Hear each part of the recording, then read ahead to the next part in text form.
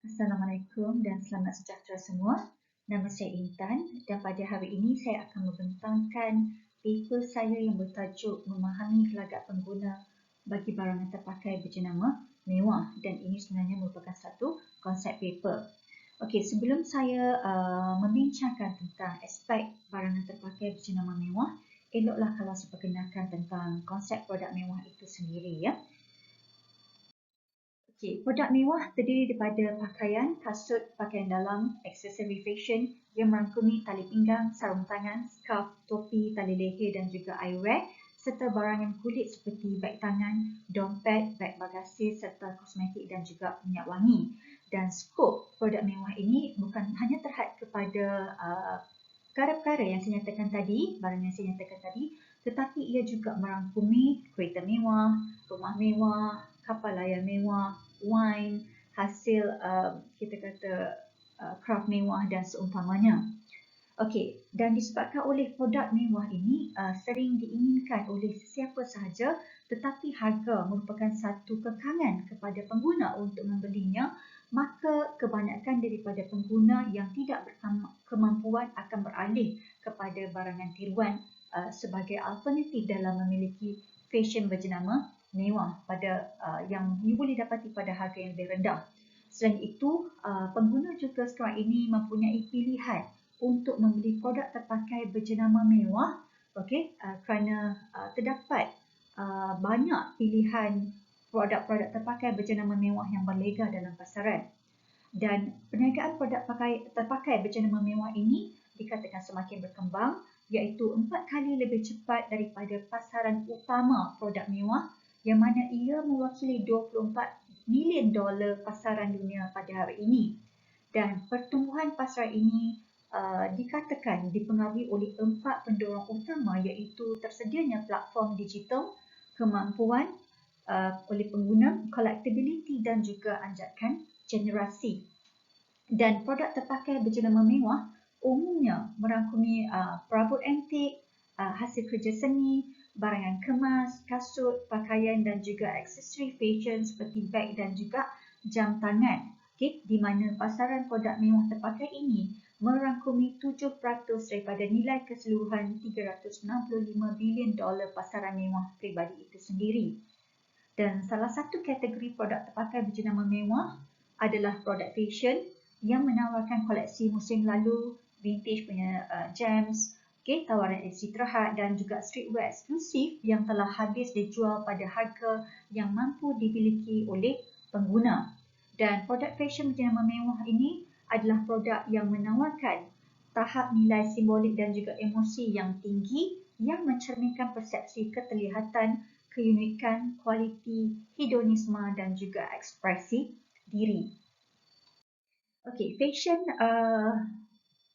produk fashion berjenama mewah basically mempunyai kitaran hayatnya yang tersendiri, dan fashion mewah biasanya hanya mampu dibeli oleh golongan berada, dan oleh yang demikian disebabkan oleh fashion mempunyai kitaran hayat yang agak singkat, maka kebanyakan daripada pengguna agak ragu-ragu untuk membeli produk fashion berjenama mewah yang baru, dan disebabkan oleh itu mereka lebih gemar untuk membeli produk fashion yang terpakai. Okay? Dan dengan adanya produk fashion terpakai berjenama mewah, maka golongan muda iaitu generasi Y terutamanya yang dikatakan sebagai pengguna utama produk terpakai berjenama mewah mampu untuk membeli jenama mewah yang diinginkan pada harga yang lebih rendah. Dan generasi Y ini adalah dijangka menjadi pengguna yang paling berpengaruh bagi barangan fashion berjenama mewah, selain generasi Z yang menjadi generasi yang paling mengambil berat mengenai penjualan semula produk sebelum membuat pembelian. Dan secara amnya boleh dikatakan generasi Y dan generasi Z sebagai generasi yang banyak membeli dan menjual produk terpakai berjenama mewah, iaitu 3 kali lebih cepat berbanding dengan kumpulan umur yang lain. Dan antara kelebihan yang ditawarkan oleh produk terpakai adalah dari segi ekonomi, terutamanya dalam situasi krisis ekonomi yang disebabkan oleh COVID-19 ini. Dan selain itu, produk terpakai juga dapat memastikan matlamat mampan dari segi persekitaran dapat dicapai dalam jangka masa panjang di mana dilakukan 64% daripada generasi Z dan generasi Y adalah dipengaruhi oleh faktor ini, iaitu mencapai matlamat mampan apabila membuat pembelian produk terpakai. Dan kalau dahulunya banyak pemilik jenama mewah berkolaborasi dengan kalau dahulunya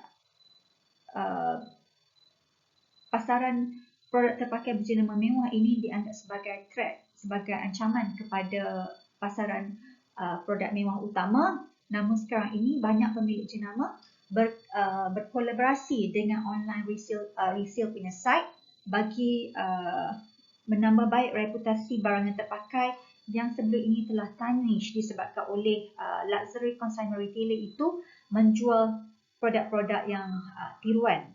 Namun sekarang kolaborasi ini diharapkan dapat memberikan kesan positif kepada pertumbuhan pasaran produk terpakai dan juga untuk mengekalkan nilai. Okey, di Malaysia boleh dikatakan perniagaan produk terpakai semakin berkembang. Okey, pada tahun 2016, Euromonitor International melaporkan yang Malaysia menduduki tempat pertama sebagai pengimport pakaian terpakai utama dunia dengan nilai lebih kurang dalam 150 juta dolar.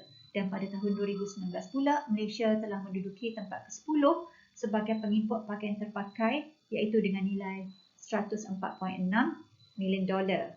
Dan Malaysia dijangka akan menjadi hub terbesar di Asia bagi perniagaan dan penjualan semula produk terpakai berjenama mewah, dan ini dipacu oleh kewujudan platform media sosial seperti yang ada di Malaysia iaitu My Bags Bunny, Deluxe dan juga Label Trunk, dan juga aplikasi mobile seperti Carousel dan juga Mudah.my yang terus mempengaruhi minat jualan produk terpakai dalam kalangan generasi muda. Dan ini sedikit statistik yang berkaitan dengan pasaran produk terpakai berjenama mewah. Ia bernilai 36 bilion euro pada tahun 2021 dan 12% average annual growth rate of the second hand luxury market, dan demand untuk second hand luxury goods ini dijangka akan berganda dalam tempoh 5 tahun lagi, dan di antara 7 hingga 9% dalam total keseluruhan luxury market adalah datangnya daripada second hand goods ini. Dan ini sedikit mungkin statistik dalam pasaran second hand apparel yang mana kita boleh tengok daripada tahun ke tahun nilainya semakin meningkat. Dan ini adalah pecahan pengguna produk peribadi terpakai berjenama mewah pada tahun 2019, yang mana Europe merupakan pengguna yang terbanyak menggunakan produk peribadi terpakai berjenama mewah iaitu sebanyak 55%, diikuti oleh US market iaitu 27% dan the rest of the world merangkumi 18%. Dan sedikit ulasan karya, produk mewah menjadi sumber prestij kepada pemiliknya dan mempunyai fungsi utiliti, pemilikan dan juga persembahan. Secara umumnya, produk mewah adalah mewakili jenama mewah yang berharga mahal, berkualiti tinggi, unik, berjenama hebat, rare, jarang-jarang dan luar biasa. Di mana pelbagai scholar cuba untuk mencirikan ataupun mengkonseptualiskan produk mewah itu. Antaranya adalah Vigneron dan juga Johnson dan juga Home. Jadi secara konsepnya, jenama mewah yang mewakili sesuatu produk mewah perlu memiliki ciri-ciri seperti berharga premium dari produk biasa, unik, berkualiti tinggi, mempunyai nilai estetik yang cantik dan anggun, suka diperolehi, luar biasa dan juga simbolik. Dan terdapat banyak kajian lalu yang mengkaji motivasi pengguna dalam membeli produk berjenama mewah. Dan kita boleh katakan pasaran mewah global pada masa sekarang mempunyai asas pengguna baru yang berkembang pesat iaitu dengan adanya pembeli produk terpakai. Dan produk terpakai berjenama mewah didefinisikan melalui ciri-ciri produk yang ditransaksikan itu sendiri iaitu produk terpakai berjenama mewah yang dimiliki sebelum ini, yang telah digunakan dan item tersebut adalah berjenama mewah. dan ia juga merujuk kepada high-end dan premium items yang dibeli oleh pengguna kedua atau pengguna selepasnya. Dan kajian tentang pengguna dalam membeli produk terpakai secara umum telah dijalankan oleh pelbagai penyelidik, dan kajian berkaitan dengan produk terpakai berjenama mewah masih agak terhad, dan ini adalah antara penyelidik sebelum ini yang telah membuat kajian berkaitan dengan produk terpakai berjenama mewah. Dan Turunan dan juga Lipama Leskinen serta Amatuli mengenal pasti motivasi pengguna yang berbeza dalam membeli produk berjenama mewah. Jadi turunan ni dia mendapati motivasi pengguna adalah didorong oleh pilihan mampan, tawaran sebenar, pre-love pressure, pelaburan risiko dan juga penemuan unik. Manakala Amatuli mereka mengenal pasti faktor kemampuan, keyakinan diri, identifikasi diri, penerimaan sosial untuk impress others adalah antara motivasi yang menyebabkan pengguna membeli produk terpakai berjenama mewah. Dan ECOP mendakwa yang motivasi pembelian produk terpakai berjenama mewah adalah berbeza dengan motivasi pembelian produk baharu berjenama mewah. Dan kajiannya mendapati motivasi pembelian bagi produk mewah adalah dikaitkan dengan pembelian produk terpakai berjenama mewah adalah dikaitkan dengan social climbing, keprihatinan terhadap eco, warisan jenama dan keuntungan, manakala motivasi pembelian produk baharu berjenama mewah adalah disebabkan oleh kuasa, ranking sosial dan juga kualiti. Dan kesimpulannya, tersedianya saluran jualan yang semakin bertambah telah mengubah gelagat pembelian pengguna. Peranan yang dimainkan oleh penjual dan pembeli barang yang terpakai boleh berubah dari masa ke semasa. Seseorang boleh menjadi pembeli produk terpakai dan pada masa lain, pembeli berkenaan boleh menjadi penjual. So, dalam membincangkan pembelian produk baharu berjenama mewah dan produk terpakai berjenama mewah, masih terdapat pelbagai jurang kajian yang boleh dikaji.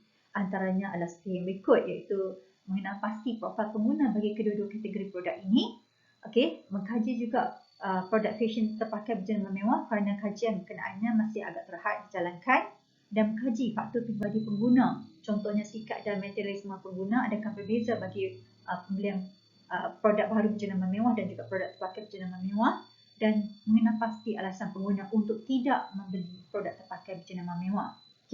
Dan itu saja saya dapat bincangkan pada pembentangan saya pada hari ini. Sekian, terima kasih.